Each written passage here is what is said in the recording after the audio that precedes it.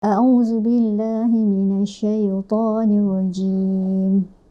Afala yatadabbarunal Qur'ana am 'ala qulubin aqfaluha. Shadaqallahul azim. Ayat ini menegaskan tentang golongan yang tidak menghayati Al-Quran.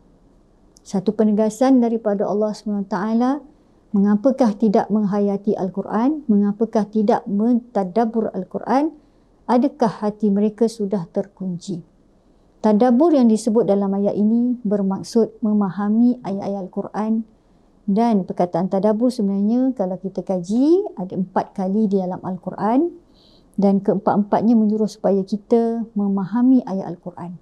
Sama ada mereka membaca Al-Quran yang pertama tanpa penghayatan, atau yang kedua membaca Al-Quran dengan penghayatan, dengan tadabbur.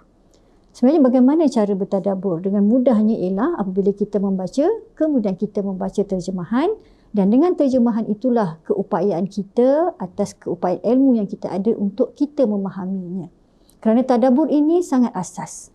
Tidak seperti tafsir yang memerlukan kepada ilmu-ilmu yang khusus. Maka apa yang perlu kita lakukan di sini ialah yang pertamanya berusahalah untuk membaca Al-Quran. Sekurang-kurangnya tilawah Al-Quran, memperbaiki bacaan Al-Quran, dan yang keduanya upgrade lagi dengan memahami apa yang dinyatakan dalam Al-Quran yang dimaksudkan dengan tadabbur Al-Quran. Kerana insya-Allah apabila kita baca Al-Quran, Allah akan berikan petunjuk dan hidayah sesuai dengan apa yang kita perlukan dalam Al-Quran.